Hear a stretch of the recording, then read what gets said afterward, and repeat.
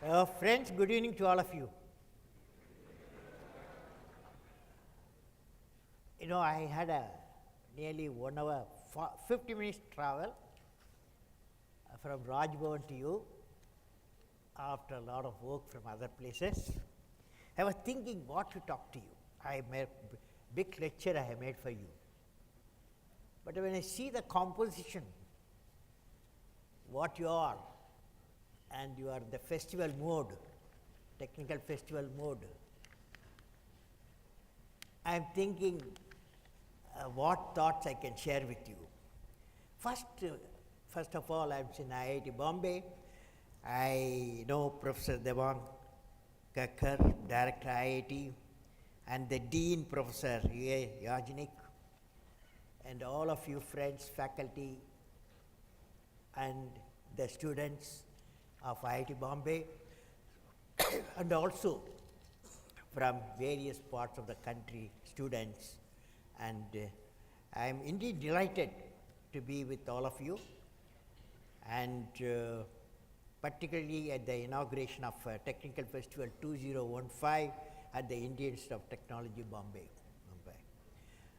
I would like to congratulate the students and faculty members of IIT Bombay on the occasion of Techfest, and all those who have contributed for building a robust framework in generating quality human resource in the nation, particularly from IIT Bombay. My greetings to all of you. Of course, I am very happy to be to the campus of IIT Bombay. Number of times I visited here. Shares a glorious history. IIT Bombay, long back it was founded 1958, I understand, and second IIT in the country. In the global ranking, IIT Bombay has emerged as India's very top university. Over the years, the institute has also created a place for its innovative short-term courses through continuing education and distance education.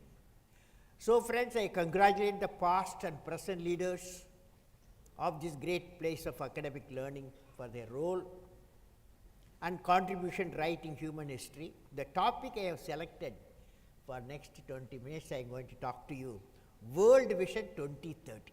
World Vision 2030, empowering 3 billion, nearly half the population of the world. The topic is World Vision 2030, empowering the 3 billion. Okay? Topic okay? Okay. Now friends, I have got a new mission for all of you. Such a gathering, I am mostly from IIT Bombay and different parts of the country, engineering students, science students. I have a mission for you. This mission one day will become a national mission. We are all, some of us working for that.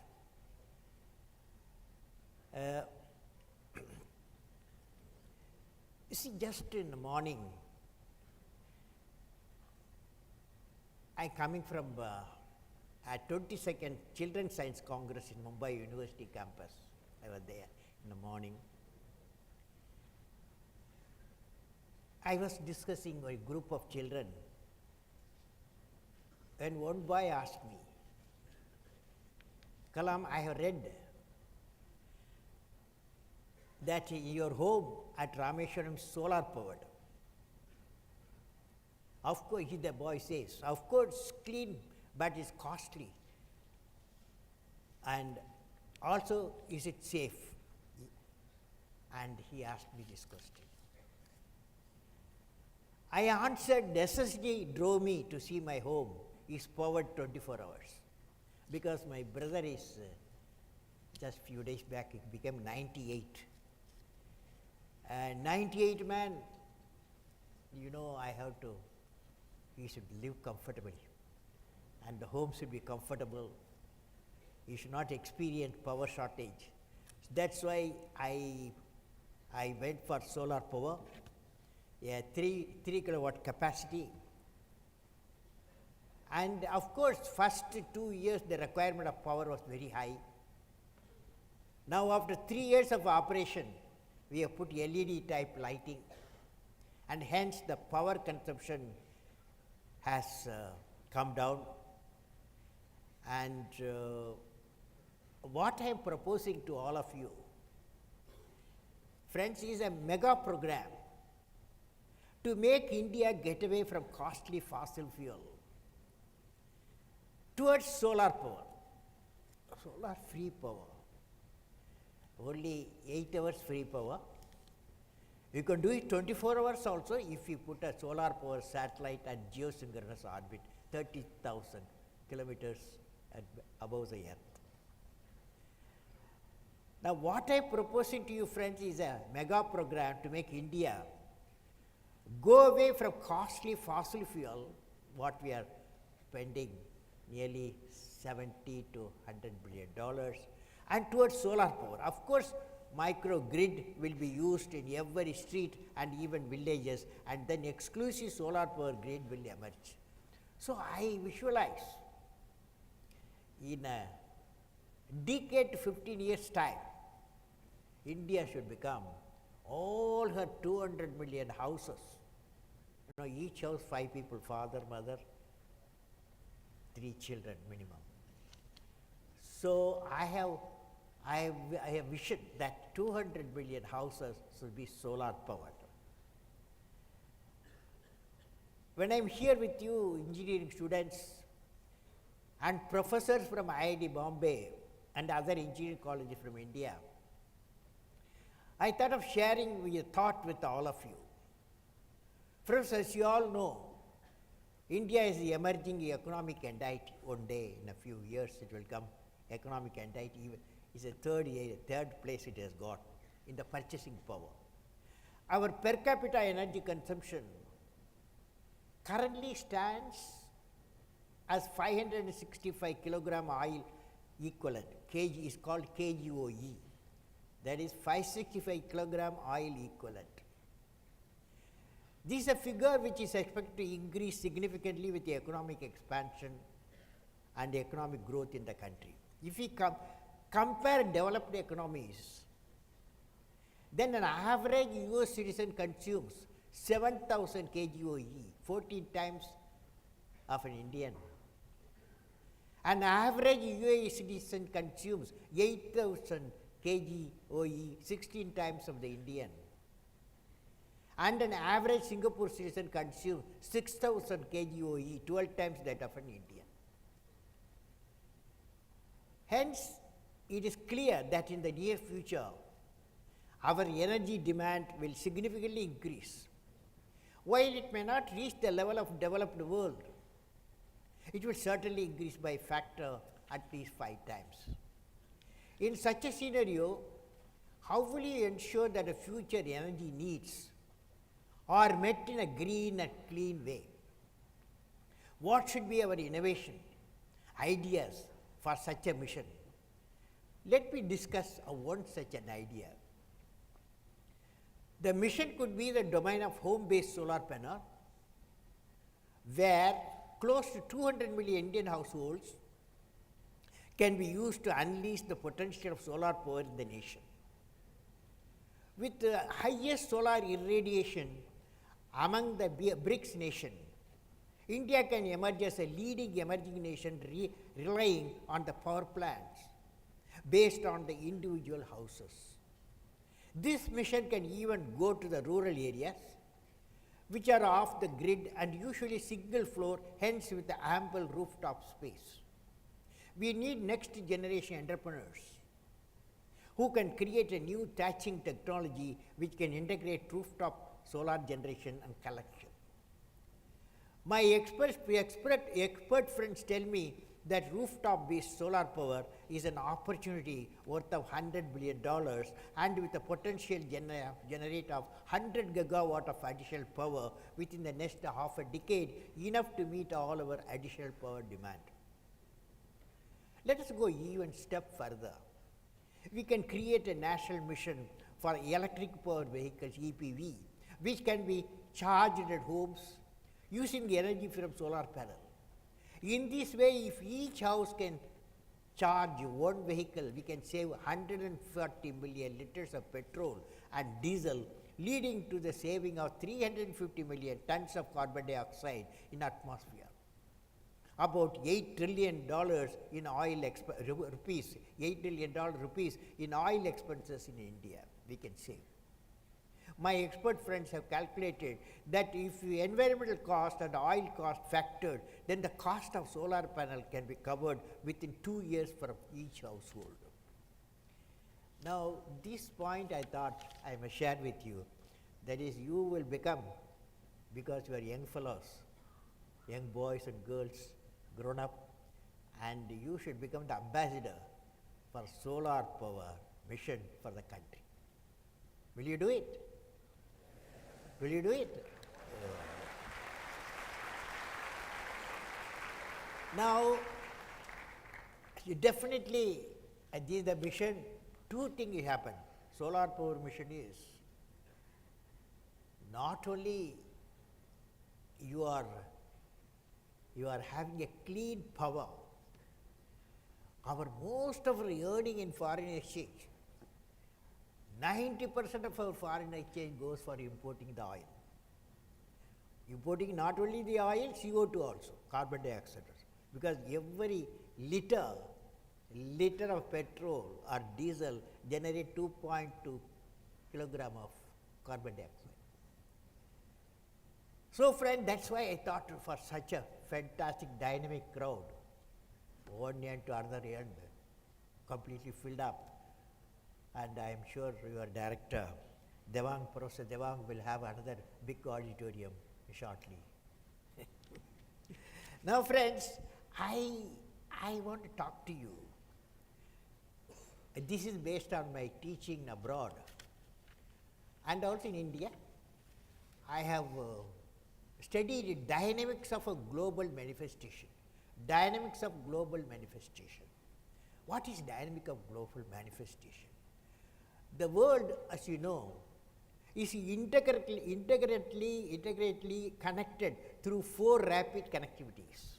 They are environment, people, economy and ideas. So, 4 rapid connectivities, we are connected throughout the world. They are environment, and anybody can damage the environment. Any nation can improve the environment also. They are environment, people, economy and ideas. We all know that global warming and climate change are no longer problems of an individual nation. They are planetary problems, that is collective problems. In the present time, a single product may be made out of components sourced from multiple continents and provide services to market far off from the place of the origin. This I have seen. We also saw how the economic turbulence originating one part of the globe shook the whole world. The world today is concerned about the growing inflationary pressure, recession and potential fall in growth rates affecting valuable efforts on development. We witnessed how a volcanic eruption in an island country in 2010 brought the entire airline industry and more than 5,000 commercial flights to a halt. And in 2011 earthquake followed by tsunami has changed the concept of safety and security of an island nation. We recently saw how more than 20 nations were involved in search and rescue mission for the missing Malaysian airliner MH370 few months ago, and again Air Asia flight 8501 some days back. Of course, they got it. Now, at the same time, advances in transportation have progressively made movement of people across the nation regions more feasible.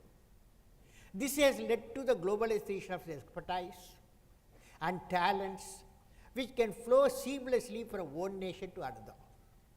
This also has led to the globalization of human diseases, in most recent instances being different kinds of flu and in Africa oriented Ebola, which rapidly spread across the globe and threatened the entire humankind.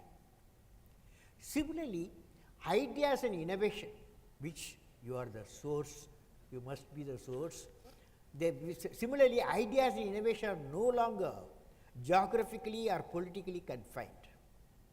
An invention made today somewhere takes no time to find its market 1,000 miles away or thousands of kilometers.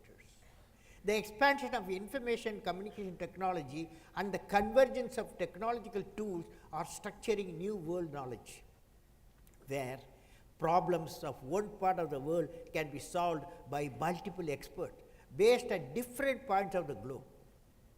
Seamlessly, flow of information and people also mean the local or regional issues will invariably gain global prominence, and unaddressed problems, including poverty, can mutate rapidly into global terrorism, which we are also witnessing. This flow of ideas has led to the increasing importance of global human rights and propagation of the idea of democracy. Let me recall one personal experience. When I was traveling towards USA non-stop flight about 14 hours, I was told that much of its control were software driven and most probably developed in India and some other countries. When I presented my credit card, I was told that it was being processed in the back-end server located in Mauritius. When I walked into a multinational software company in Bangalore, I was fascinated to find the truly presented multicultural environment. I was fascinated as a software developer from China, working under a project leader from Korea, working with a software engineer from India, and a hardware architect from the US, and the communication expert from Germany, were all working together to solve the banking problem in Australia.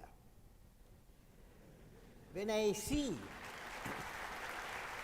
friends, when I see all of them working together like one family, forgetting about the culture from which they came or the language they speak, I feel, you must also feel like that the only hope for such borderless interaction to continue is inculcate the spirit of borderlessness in every human activity in our planet Earth. Now, I want to share with you what are the breakthroughs which impressed me in 2014, and we are close finding a cure for diabetes using the human embryonic system cell technology. One of the things that impressed me. As you may know, beta cells in pancreas produce insulin, and the destruction of this cell causes type 1 diabetes. But so far, the efforts to turn embryonic to stem cell into beta cell proved to be frustratingly slow. In 2014, two studies show that enough beta cells can be produced in less than 2 months to replace beta cell seen in the body. Of course, before being used, the factor of beta cell deaths have to be identified. Why? But scientists are confident that within the next 2 to 3 years, we will have finally found a permanent cure for diabetes. Hence, this is a convergence of between two different medical sciences. Now, let me discuss second event, which is convergence between space sciences and tradition of space sciences, traction, and rocket technologies. Last year, the first time ever in the history of humankind, a man-made object landed on a comet, as you all know. The Rosetta spacecraft finally reached 67B, it's called, its destination in August after traveling 6.4 billion kilometers after a chase of 10 years, since it was launched by the European ESA space agency. Last month, Rosetta deployed its probe called Philae. The comet has quite low bulk density, something in the region of 300 kilograms per cubic meter, which means that if you put the object in the ocean, it will float. Though the landing was soft, Philae came to rest on its side and bit of actual landing spot ensured of a glyph and went to rest as its batteries could not be charged. But it did manage to send some vital data. Nearly 80% of scientific data is expected to come from Rosetta that reached the comet in August, and it has been orbiting since then. It is orbiting at an altitude of 10 kilometers from the comet surface and has already transmitted a massive amounts of data. Taking all these considerations, it was chosen as the top breakthrough of the year 2014. This could perhaps be our future exploration, deep space, and combating dangers of meteor strikes on the planet Earth. Third event, so far I talked to you two events. The third event is related to computer science and neurology. In 2014, computer engineers at IBM and other companies took a leaf out of human brain and designed a neuromorphic chip that can process information in a manner similar to human brain. This means that unlike the way today's computers carry out logical operation, but struggle to integrate vast amounts of data, but our brains don't face the difficulty. We seamlessly integrate vast amount of data collected from the diverse sources to build the final product by parallel processing. This becomes possible as individual neurons communicate with their neighbors to enable parallel data processing. The new chip with a brain-inspired computer architecture powered by unprecedented 1 million neurons and 256 million synapses, true north is called, mimics the brain but a very small scale. You can't fully think of a brain. The small scale means 5.4 billion transistors and 256 million synapses. The brain has got 100 billion neuron cells and 100 trillion synapses. It only consumes 70 milliwatt during real-time operation, orders of magnitude less energy than traditional chips. Friends, do you see how such convergence of technology? So when you all move out of the campus, technological campus, you will see how convergence of technology is shaping 21st century research and science. Let me elaborate further.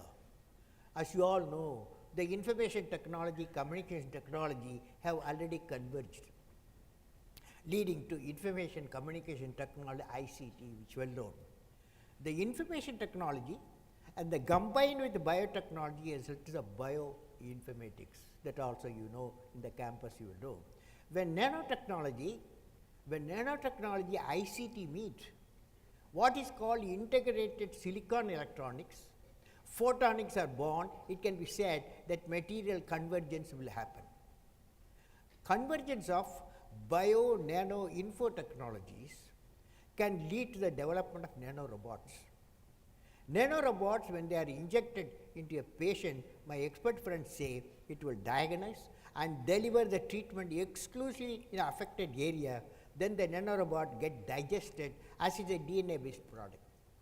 I saw the product sample, one of the laboratories in South Korea, where best of minds with multiple technology work with the target of finding out out-of-box solution. Now friends, I would like to share my experience in Harvard University. Convergence of science is reciprocating. Convergence of science is reciprocating. Let me give an example. Recently, I was at Harvard University where I visited laboratories of many eminent professors from the Harvard School of Engineering and Applied Sciences. I recall how Professor Hong-Kun Park showed me his invention of nano needles, which can pierce and deliver content into your individual target cells. That's how nanoparticle sciences are shaping the biosciences. On the other hand, Professor Vinod Manoharan of Harvard University showed me how biosciences are shaping the nanomaterial science as well. He is using DNA material to design self-assembling particles. When a particular type of DNA is applied on a particle at the atomic level, he is able to generate a prefixed behavior and automatic assembly from them. This could be an answer for self-assembly and devices and colonies of deep space without human intervention, and as envisioned by Dr. A.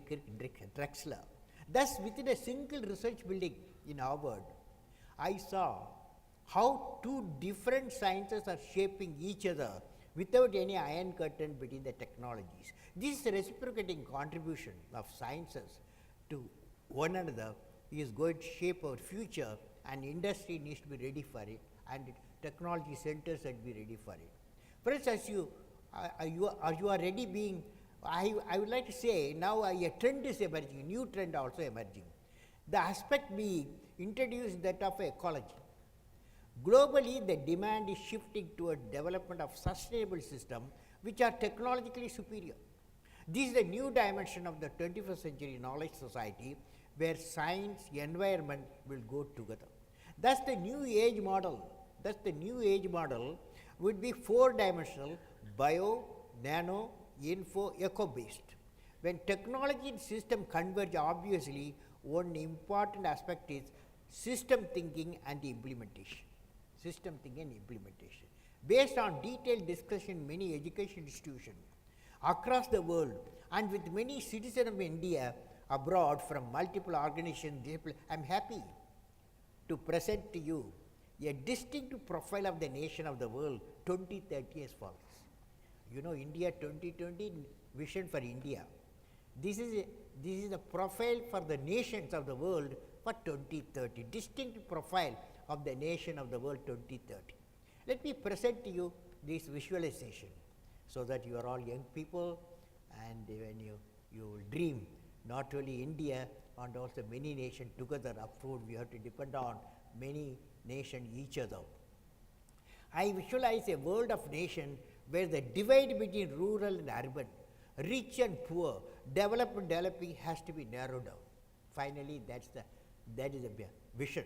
A world of nations where there is an equitable distribution and adequate access to energy and quality water, because every nation has got certain amount of water and also energy, and we have to together we have to work. For example, if we work for solar power, then multi-nation have to cooperate, particularly the solar power in space solar power satellite system. The world of nation where the equitable distribution and adequate access to energy and quality water. A world where core competencies of each nation identified, missions of synergizing core competencies of different nations lead to economic advantage and faster development of the society. A world of nation where all the students of the societies are imparted education with value system. A world of nation where affordable quality health care is available to all and cost effective. A world of nation where the governance is responsive, transparent and corruption free. A world of nation where crimes against women and children are absent, none in the society feels alienated. A world in which a nation is able to give clean, green environment to all citizens. Each nation cannot give, we have to work together. A world that is prosperous, healthy, secure, devoid of terrorism, peaceful, happy and continues the sustained growth path. A world of nation with creative leadership who ensure effective mechanism to resolve conflicts between the nation and societies in a timely manner, keeping overall peace and prosperity of the world as a goal. To achieve such a big things, the worldwide, now we need out-of-box ideas needed to meet the distinct problems of the nation of the world. Today, let me discuss one of the vision in detail with all of you, which is how to reduce the rural and urban divide across the world. Friends, more than 3 billion people live in the rural region, and the empowerment of these 3 billion, which is my topic today, will be the basis of a discussion further. The empowerment of the rural regions of the world is critically important from the perspective of inclusive development, sustained peace and shared prosperity of the world. The untapped potential of rural population talent throughout the world will be the great treasure. Bridging the rural-urban divide is closely linked with the mission of overcoming poverty and inequity. About 70% of the world extreme poor live in the villages, the rural areas, but that's not the complete picture. Driven by the need of the education, healthcare and better income, the rural population migrating to urban areas throughout the world with a hope to get a better chance to opportunities, often meeting with the despair.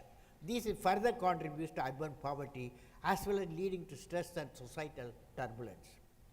The rural areas of the world occupy a position where there are unharnessed resources and potential. They have a youth and traditional skills. They have to be nurtured and value-adding enterprises needed. How can such a mission of empowering 3 billion be realized? It would indeed require out-of-box thinking and ideas previously unconceived. We could need evolve a sustainable development system which brings sustainability and empowerment together and deliver an entrepreneurial manner. I and my team have been researching and evolving on ideas, empower these 3 billion citizens of the world, understanding the challenges, exploring solutions to them. This recently took the shape of the book and a good book, selling book, that Target 3 billion. Now, Target 3 billion, the challenge is megatrends. The challenge of empowering the next 3 billion population of the world has multiple dimensions. Let us discuss 4 major such trends which will emerge, the need and address. Number 1, new consumption. If growth and development should reach the next 3 billion, it will bring about a colossal shift in the consumption patterns, pushing the new demand for products for unknown to half of the humanity. For example, the current consumer expenditure per capita is about $800 for India, $1,500 for China, $6,000 for Brazil. Compared to that, the same figure for USA is about $35,000 per capita, and for UK $22,000.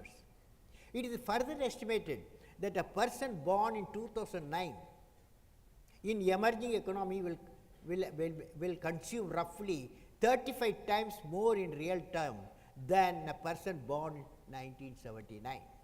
This is bound to create a demand for fresh set of product, services which suit the local needs and context. That's why IITs play a very, and engineering colleges play a very important role.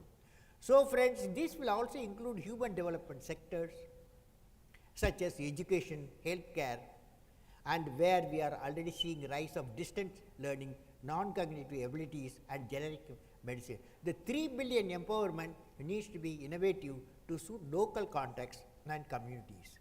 Energy, next area of energy. The development is direct function of energy, and societies are empowered. Their demand for energy is bound to escalate. Global energy demand is expected to go up to 44% by 2030. India's own power consumption is expected to treble 600 gigawatt, and China is expected to consume 1,600 gigawatt by 2030. This is going to be met with shrinking natural resources. So, big challenge here, the emphasis has now shifted towards new renewable sources such as nuclear and thorium based, wind, solar, geothermal, hydrogen fuel, biofuel, tidal powers. Global societies need to realize that the energy sources of the yesterday are simply not going to work in the future. Now that the 3 billion empowerment needs to be creating new avenues to service the global energy demand. Now, the third important thing is environment. It is well established that the ways of currently developed societies are unsustainable for the planet Earth. In fact, our estimates indicate that if all the 3 billion underprivileged are made to live at the same level as the currently developed societies, we would need roughly 6 new planet Earths to suffice for the resources needed and the absorbed waste generated. Even today, we are generating over 30 billion tons of carbon dioxide in the worldwide, and it is expected that if current trend continues, the planet Earth will be irreversibly harmed beyond 2030. So friends, finally the social conflicts driven by increasing economic gaps, fundamentalism, resource quest, historic differences, there has been a steady increase in the global conflict since the Second World War. While the number of interstate conflicts has been relatively constant since 1946, the number of civil conflicts have risen about 3 times, consuming large amount of resources, bringing great loss of lives, especially in the developing world. Now friends, the 300 richest people in the world command more wealth than the bottom 3 billion people. Equity in opportunity, basic human development for all, conflict resolution mechanism at local level is the need of the hour. The 3 billion empowerment needs to be equitable, just, and create opportunities for everyone. Now, in conclusion, we need quality leadership. What is the quality leadership? Where are they? Friends, I have seen 3 dreams in my life, which I have taken shape as a vision, mission, realization. One is space program. I was there with them 20 years. Another is Agni program, DRDO, I was 20 years, Defense Research Development Program. And the third is PURA, providing urban amenities rural area. Of course, these 3 programs are succeeding in the midst of many challenges and I have worked in all these 3 areas. I would like to convey to this young audience what I have learned on the leadership from these 3 programs. Number 1, leader must have a vision. For example, Dr. Vikram Sarabhai, he was our leader in space program. He can think of 20 years ahead a geosynchronous orbit in 70s, Indian geosynchronous satellite in the orbit. At that time, there was no geosynchronous satellite in the orbit. And leader must be able to travel in an unexplored path. And leader must have passion to accomplish the mission, like metro project in Delhi, Sridharan. Leader must be able to travel in unexplored. Leader never travel a path already made. Leader must be able to travel in an unexplored path. Leader must know how to manage success and failure. I have seen a failure. When the failure occurs, how you have to become a leader, and you are becoming the leader only when you manage a failure. Leader must know how to manage a success and failure. Leader must have courage to take decisions, hundreds of decisions, thousands of decisions in the lifetime of a project. He must have courage to take, he or she should have courage to take decisions. Leader should have nobility in management. A big challenge. In management, you have to have a nobility. Every action of the leader should be transparent. Leader should work with integrity and succeed with integrity. That's the greatest point. 21st century leaders, creative leaders, will have unique quality of work with integrity and succeed with integrity. So, I have been discussing these essential traits of creative leaders with people of eminent different areas and students from India and abroad. Apart from this, what is needed is the spirit among the young people like you, that I can do it, we can do it, that will transform into nation will do it. Our educational institutions have to concentrate on developing the leadership traits and the confidence to perform among every youth of the nation. This quality leadership will certainly empower the 3 billion people of the world with sustainable yet development its focus. The Global Vision 2030 envisages the realization of a green, clean environment without pollution, having prosperity without poverty, peace without fear of war, and a happy place to live for all citizens of the nation of the world.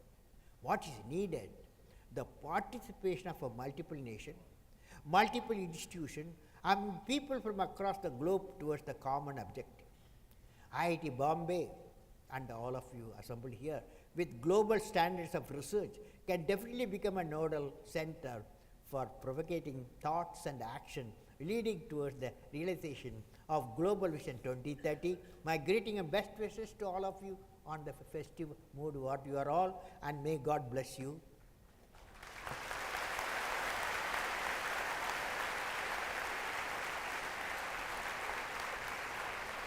Now, friends, I can take some questions, okay? Student community or any community, you can ask any question from you can start from the first row, second row, third row, fourth row, down row, okay? All the rows are there. Anyone can ask questions, okay? Anyone.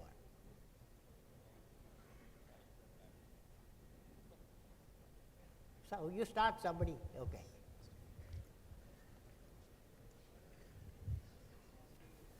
If no question, I am going to ask you questions. Okay. Get up. Whoever got a question, get up. Ah, yes. Yes. Give a mic there. Yes.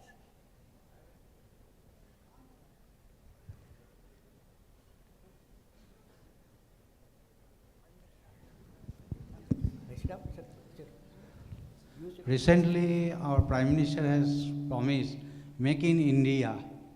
So what is your view? Most of the time we have seen the electronics gadgets you are exporting from the outside country.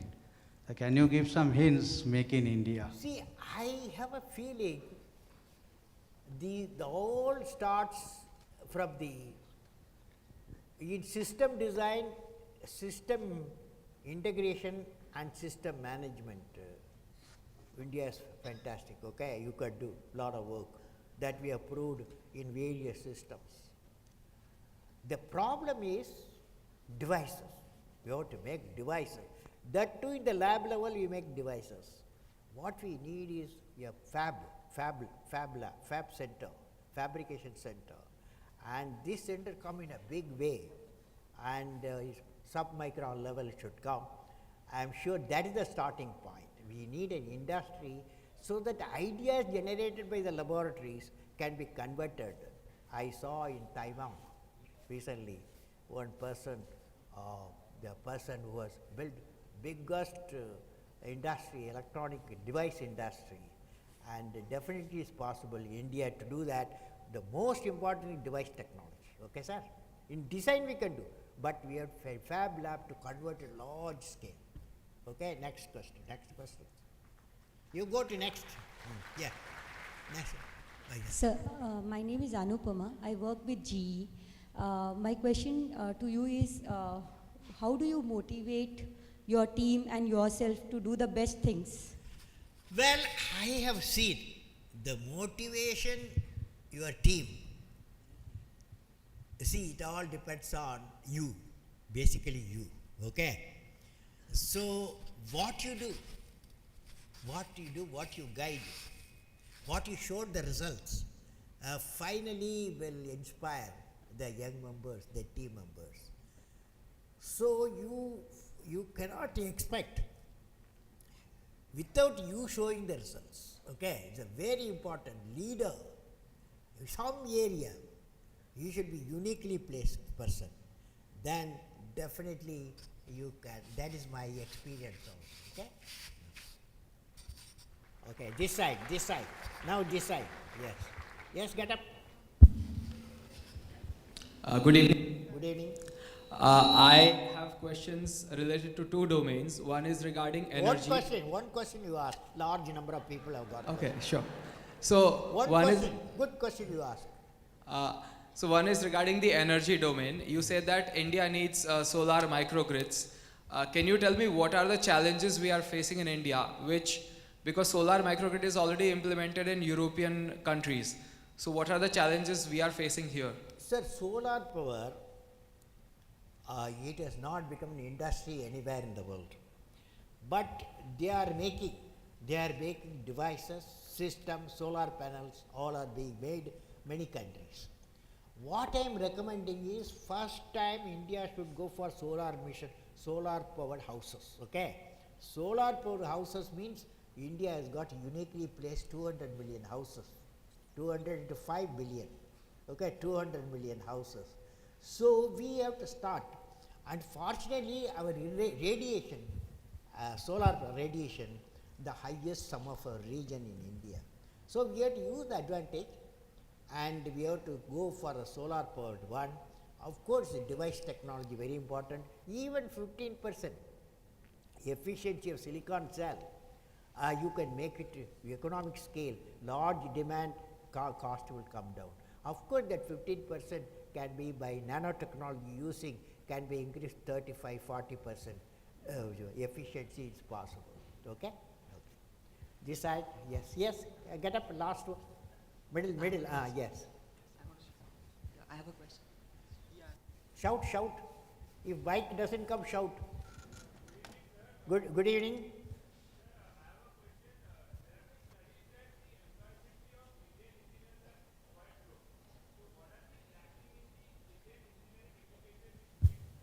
See, I have a feeling the one of the very important experience our engineering institution have to give to the young people, that only employability is not only the government employability, okay, or industry employability. You can also become an entrepreneur, you know.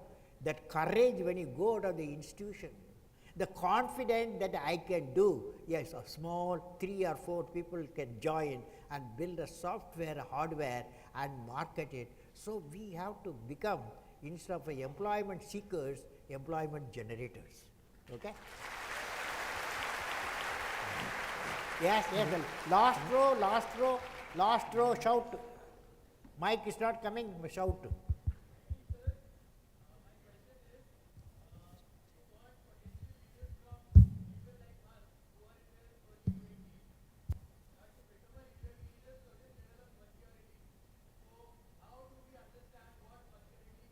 What? What is the how to become a leader? How to become a leader?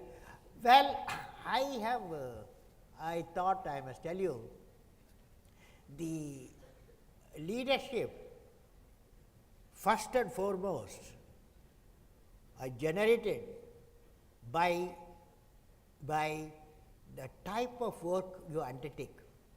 For example, when I was in college, long back, you are not even idea form, 1954 to 57, okay, 1957, I was in Madras Institute of Technology, Aeronautical Engineering. At that time, my professor, Professor Srinivasan, gave me a project, yes, not to me alone, 7 more candidates and different subjects. So all the 8 of us put together, we have to design a low level attack aircraft. In 6 months' time, we have to do it, and we worked very hard. First time he failed, then he criticized us. He said, "I am going to stop your scholarship and all." But I am the leader of the team. But we worked hard.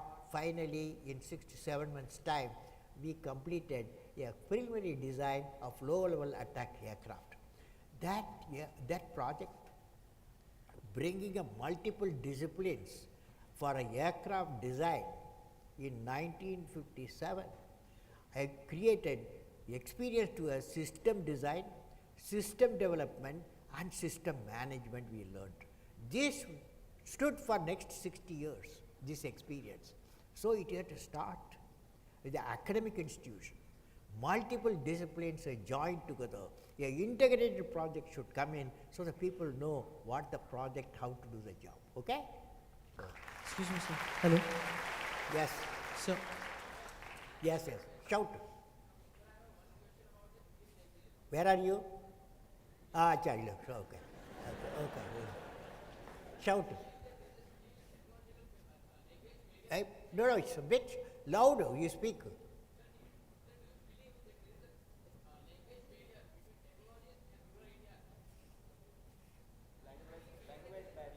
Well, I personally believe fortunately you can learn, many people learn to understand the technology. So, of course, you are blessed with some of the colleges, certain already language where technology you can easily understand, go ahead with that.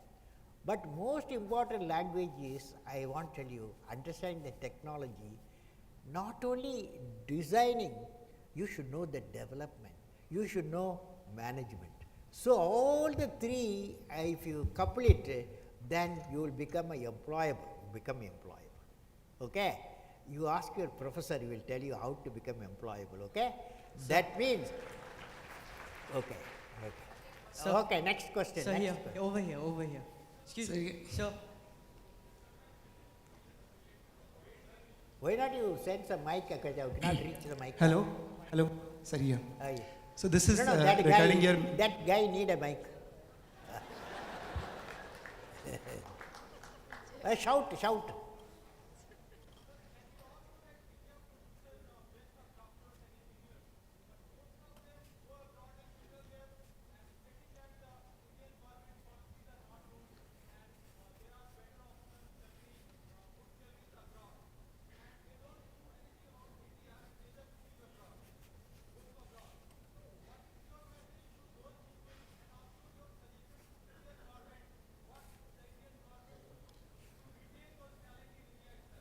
See, I personally believe in the globalized world, 5 to 10% of the people, educated people,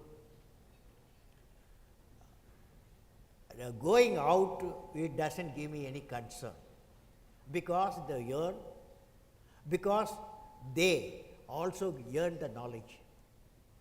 And after all, globalized world, people will move.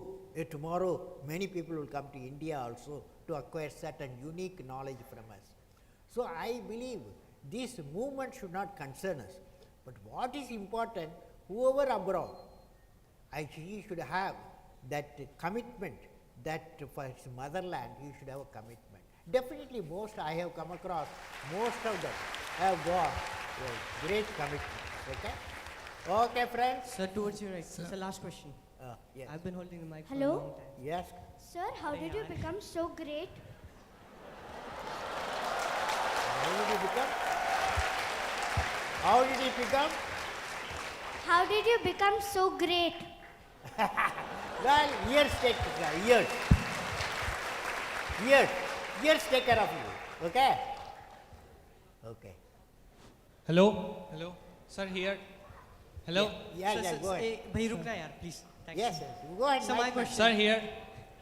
bro, Sir, beta yaar. So my question is this: that first of all, I'm a student.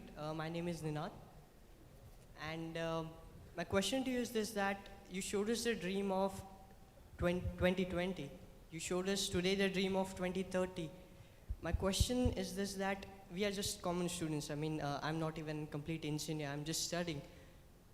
What is our role in all of this? I mean, as a student, how are we supposed to look at these things to constantly keep us motivated towards your dream, your vision, and which is also going to become ours one day? See, I have a feeling when I said the rural divide, rural to urban divide has to be reduced, minimized.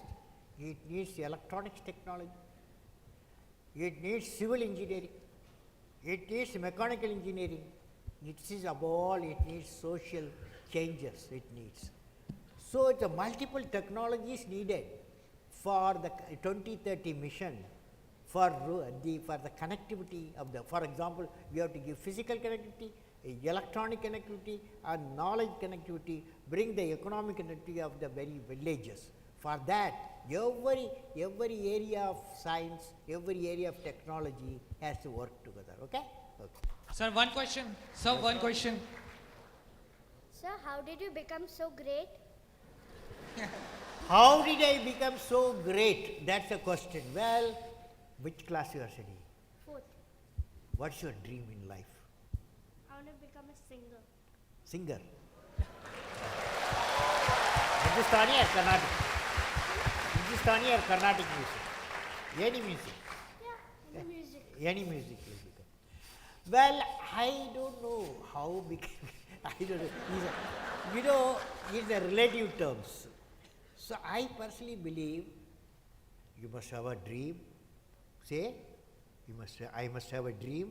I must have a dream. I must continuously acquire knowledge. Continuously acquire knowledge. I must continuously acquire knowledge, Hard work, hard work, and perseverance. and pursuance. One should not be not afraid of problems. Not afraid of problems. Then you will be successful. Okay? Sir, sir, Okay, one friends. question. So wish you all the Sir, best. one question, please. And any question you put on mail, because of time, what I suggest, a lot of people waiting, I suggest to you any question, you send a mail, apj@abdulkalam.com, apj@abdulkalam.com. If you want an autograph also, you send you want an autograph. you will get an autograph with photograph and also answer to your questions. Okay? Wish you all the best. Sir, one question.